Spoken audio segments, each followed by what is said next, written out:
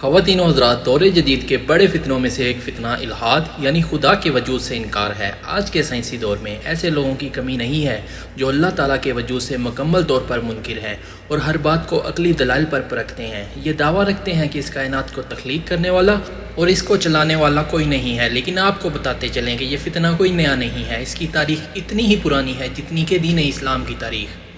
چنانچہ ABL talk کی آج کی ویڈیو میں آپ کے ساتھ الحاد کا ایک ایسا ہی واقعہ شیئر کریں گے کہ جب اللہ تعالیٰ کے وجود سے انکاری ایک شخص نے مسلمانوں کے سامنے چند سوالات رکھے کہ اللہ سے پہلے کیا تھا اور اللہ کو کس نے پیدا کیا، لیکن اس وقت بڑے بڑے علماء کشمکش میں مبتلا تھے، تو پھر اللہ تعالیٰ نے صرف ایک 11 سال کے بچے کے ذریعے اس شخص کو کیسے ذلیل و رسوا کر کے رکھ دیا۔ آپ کو بتائیں گے کہ اس 11 سال کے بچے نے بظاہر مشکل نظر آنے والے سوالات کے کیا جواب دیے۔ لیکن اس سے پہلے کہ ہم تفصیلات میں جائیں، آپ سے ایک گزارش کرنی ہے کہ سبسکرائب کے بٹن پر کلک کر کے اور بیل آئیکن کو پریس کر کے ABL ٹاک کے سبسکرائبر ضرور بنیے تاکہ ایسی اسلامی معلوماتی اور تاریخی ویڈیوز آپ کو روزانہ کی بنیاد پر ملتی رہیں۔ خواتین و حضرات، ہمارے پیارے آقا نبی آخر الزماں حضرت محمد صلی اللہ علیہ وآلہ وسلم جانتے تھے کہ آنے والے زمانوں میں یہ فتنہ ضرور سر اٹھائے گا۔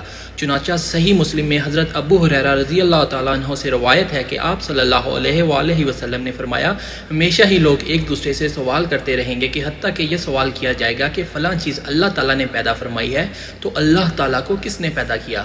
جو شخص ایسا سوال پائے وہ یہی کہے کہ میں اللہ تعالیٰ پر ایمان لایا۔ صدیوں پہلے کا واقعہ ہے کہ شیطان ایسے ہی ملحد شخص کا روپ دھار کر بغداد کے ایک بازار میں وارد ہوا اور ایسے ہی کئی سوالات اٹھائے۔ اس شخص نے اس بازار میں آ کر صدائیں بلند کرنا شروع کر دیں، اے مسلمانوں، تمہارا ایمان ہے کہ ہر چیز کا خالق اللہ تعالیٰ ہے اور ہر علم کا سرچشمہ اسی کی ذات ہے، تو کیا اس نے اس سوال کا جواب پیدا فرمایا ہے اور تمہیں اپنے علم سے جواب نوازا ہے کہ خود اللہ تعالیٰ سے پہلے کیا تھا اور اللہ تعالیٰ کو کس نے پیدا فرمایا؟ وہ ملحد شخص کسی ایک سوال پر نہ رکا بلکہ مسلمانوں کے ایمان کو آزمانے کے لیے اس نے کئی سوالات کیے۔ اس نے کہا، اے مسلمانوں، مجھے بتاؤ، تمہارا ایمان ہے کہ تمہارا رب ہر چیز کو دیکھتا ہے، تو پھر بتاؤ اس کا منہ کس طرف ہے؟ مسلمانوں، تم ایمان رکھتے ہو کہ تمہارا رب کا وجود ہے، تو پھر بتاؤ تمہارے رب کے وجود کی ساخت کیا ہے؟ اور تم یہ بھی ایمان رکھتے ہو کہ زندگی میں نیک اعمال کرنے سے جنت ملے گی جہاں ہمیشہ رہیں گے، اور جنت کے بارے میں کہا جاتا ہے کہ وہاں انسان کو حاجت نہیں ہوگی تو اس کے جسم سے فضلہ خارج نہیں ہوگا، تو یہ کیسے ممکن ہے؟ اور یہ بھی تمہارے ایمان کا حصہ ہے کہ جو لوگ برے اعمال کریں گے ان پر آگ کا عذاب ہے، تو تمہارے ایمان کے مطابق جنات کو آگ سے پیدا کیا گیا ہے، تو ان کو آگ کیسے نقصان پہنچائے گی؟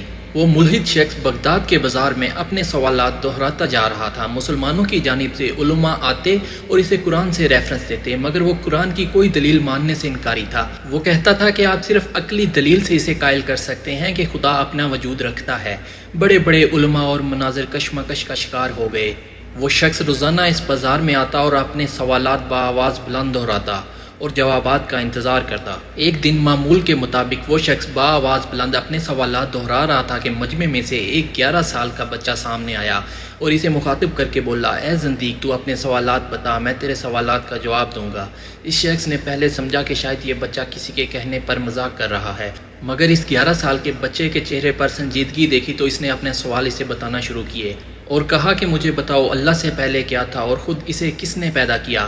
بچہ بہت اطمینان سے مسکرایا۔ اس نے پورے اعتماد کے ساتھ اسے کہا، میں سوال کا جواب دیتا ہوں، مگر تم پہلے 10 سے الٹی گنتی گننا شروع کرو۔ اس صندیق نے 10 سے الٹا گننا شروع کیا اور ایک پر آ کے رک گیا۔ اس بچے کے دوبارہ کہنے پر اس نے دوبارہ گنتی کی اور ہر بار ایک پر آ کر رک جاتا۔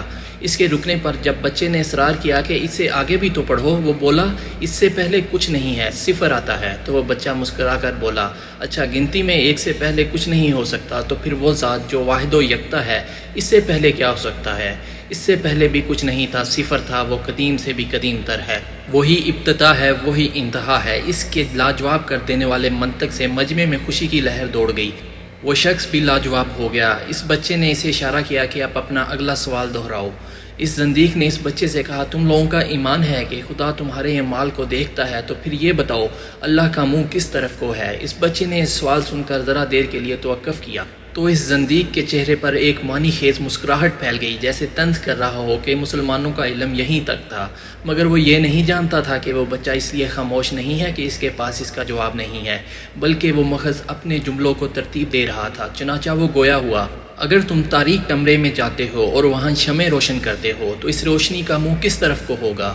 اس شخص نے کہا وہ روشنی پورے کمرے میں پھیلی ہوگی، اس کا رخ ہر طرف کو ہوگا۔ تو اس بچے نے کہا یہ تو مصنوعی دنیاوی روشنی ہے جو سب اطراف کو پھیل جاتی ہے، تو وہ اللہ جو آسمانوں اور زمین کا نور ہے، اس کے بارے میں کیا خیال ہے کہ اس کا رخ کس طرف ہوگا؟ وہ ہر طرف کو نہیں دیکھ سکتا ہوگا؟ کیا وہ ہر طرف کو نہیں پھیلا ہوگا؟ بچے کی اس عقلی دلیل پر مجمع نے نعرہ تحسین بلند کیا اور پھر سب نے مل کر اس ملحد شخص کو اگلے سوال کے لیے پکارا۔ اس شخص نے کہا تم لوگ مانتے ہو اللہ وجود رکھتا ہے، تو پھر یہ بتاؤ اس کے وجود کی ساخت کیا ہے؟ کیا وہ لوہے کی طرح سخت ہے، پانی کی طرح سیال ہے، یا دھوئیں اور بخارات کی طرح اوپر کو اٹھنے والا ہے؟ اب مسلمانوں کے مجمع کی پوری امیدیں اس 11 سال کے بچے کے ساتھ منسلک تھیں کہ وہ اس مشکل سوال کا جواب بھی ڈھونڈ نکالے گا۔ اس بچے نے اس ملحد شخص کو مخاطب کرتے ہوئے کہا کیا آپ نے کبھی کسی مریض کے پاس بیٹھے ہیں جو قریب المرگ ہو، یعنی اس پر حالت نزا طاری ہو؟ اس شخص نے جواب دیا ہاں۔ تو اس بچے نے کہا کہ وہ آپ کے ساتھ بات کر رہا ہوگا، وہ پہلے متحرک تھا لیکن موت کے بعد ساکن ہو گیا، اس کی یہ حالت کس نے بدل ڈالی؟ اس مہلک شخص نے کہا اس کے جسم سے روح نکل گئی۔ اس بچے نے کہا جب اس کے جسم سے روح نکلی تو آپ وہیں موجود تھے، اس روح کی تعریف کیجئے، گویا وہ لوہے کی طرح سخت تھی، پانی کی طرح سیال تھی، یا دھوئیں اور بخارات کی طرح اوپر کو اٹھنے والی تھی؟ اس شخص نے کہا میں یہ کیسے بتا سکتا ہوں، اس روح کی تعریف کیسے کر سکتا ہوں، میں تو جسم سے اس روح کو نکلتے ہوئے دیکھ بھی نہیں سکتا۔ تو اس بچے نے کہا کہ تم جسم سے روح کو نکلتے ہوئے نہیں دیکھ سکتے کیونکہ وہ نہایت ہی نفیس چیز ہے، تو پھر اس ذات کو کیسے دیکھ سکتے ہو جو روح کا خالق ہے؟ جب روح کو بغیر دیکھے مانتے ہو تو اس کے خالق کو کیوں نہیں مانتے؟ وہ ملحد شخص بچے کا یہ جواب سن کر خاموش ہو گیا، پھر مرے ہوئے لہجے میں اپنا آخری سوال دہرایا کہ تم لوگ یقین رکھتے ہو کہ اس دنیا میں نیک اعمال کرنے پر جنت ملے گی جہاں مومنین ہمیشہ ہمیشہ کے لیے رہیں گے؟ وہ جنت میں کچھ بھی کھائیں گے تو ان کے جسم سے فضلہ خارج نہیں ہوگا، یہ کیسے ممکن ہے؟